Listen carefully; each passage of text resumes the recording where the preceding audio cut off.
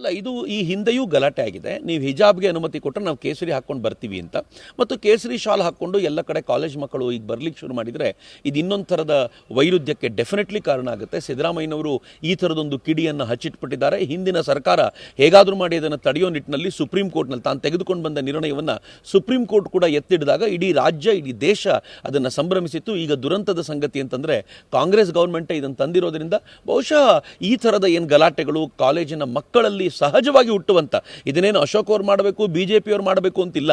ಸಹಜವಾಗಿ ಹಿಜಾಬ್ ಹಾಕೊಂಡು ಕೆಲವು ಹೆಣ್ಮಕ್ಳು ಬಂದಾಗ, ಅದಕ್ಕೆ ಪೂರಕವಾಗಿ ಮುಸ್ಲಿಂ ಹುಡುಗರು ನಡ್ಕೊಂಡಾಗ ಹಿಂದೂ ಹುಡುಗರು ಕೂಡ ಅದಕ್ಕೆ ವಿರುದ್ಧವಾಗಿ ತಮ್ಮದೇ ಆಗಿರುವಂಥ ಒಂದು ಬಣ್ಣವನ್ನು ಬಟ್ಟೆಯನ್ನು ಅವ್ರು ಆಯ್ಕೆ ಮಾಡಿಕೊಂಡ್ರೆ ಯಾರೂ ವಿರೋಧಿಸ್ಲಿಕ್ಕೆ ಸಾಧ್ಯ ಇಲ್ಲ ಅಂತ ನನಗನ್ಸುತ್ತೆ. ಸಿದ್ದರಾಮಯ್ಯನವರು ತಾವು ಬಂದ ಅತ್ಯಂತ ಕಡಿಮೆ ಅವಧಿಯಲ್ಲೇ ನನಗನ್ಸುತ್ತೆ ಇಡೀ ದೇಶದಲ್ಲಿ 6 ತಿಂಗಳೊಳಗೆ ಅಧಿಕಾರಕ್ಕೆ ಬಂದ 6 ತಿಂಗಳಿಗಿಂತ ಕಡಿಮೆ ಅವಧಿಯಲ್ಲಿ ಜನರಿಂದ ತಿರಸ್ಕಾರಕ್ಕೆ ಒಳಗಾಗಿರುವಂಥ ಮತ್ತೊಂದು ಸರ್ಕಾರ ಈ ದೇಶದಲ್ಲಿ ಇರಲಿಲ್ಲ ಅಂತ. ಸಿದ್ದರಾಮಯ್ಯನವರ ಸರ್ಕಾರ ಹಂಗಾಗೋಗಿದೆ. ಈಗ ಅವ್ರಿಗೆ ಏನಿದೆ ಅಂತಂದರೆ ಈ ತುಷ್ಟೀಕರಣದ ಮೂಲಕ ತಾವು ಏನಾದರೂ ಕೆಲವರಿಗೆ ಒಪ್ಪಿಸೋ ಮೂಲಕ, ಕೆಲವರಿಗೆ ಏನಾದರೂ ಕೊಡ್ತೀವಿ ಅಂತ ಹೇಳೋದ್ರ ಮೂಲಕ ತಾವು ಅವರ ಮತವನ್ನು ಗಳಿಕೆಗೆ ಏನು ಮಾಡಬೇಕು ಅಂತ ನಿಶ್ಚಯ ಮಾಡಿದ್ದಾರೆ. ನಮಗೆ ಈ ಹಿಂದೆಯೂ ಗೊತ್ತಿದೆ 10,000 ಕೋಟಿ ರೂಪಾಯಿ ತೆಕ್ಕೊಡ್ತೀನಿ ಅಂತ ಸಿದ್ದರಾಮಯ್ಯನವರು ಹೇಳಿದರು. ಎಲ್ಲಿಂದ ತೆಕ್ಕೊಡ್ತಾರೆ? ಎಸ್ಸಿಗಳ ಫಂಡಿಂದ ತೆಕ್ಕೊಡ್ತಾರೆ, OBC ಫಂಡಿಂದ ತೆಕ್ಕೊಡ್ತಾರೆ, ಹುಡುಗರಿಗೆ ವಿದ್ಯಾರ್ಥಿಗಳಿಗೆ ಕೊಡಬೇಕಾದ ವಿದ್ಯಾರ್ಥಿ ವೇತನವನ್ನು ತಡೆಯುವಂಥ ಪ್ರಯತ್ನ ಮಾಡ್ತಿದ್ದಾರೆ.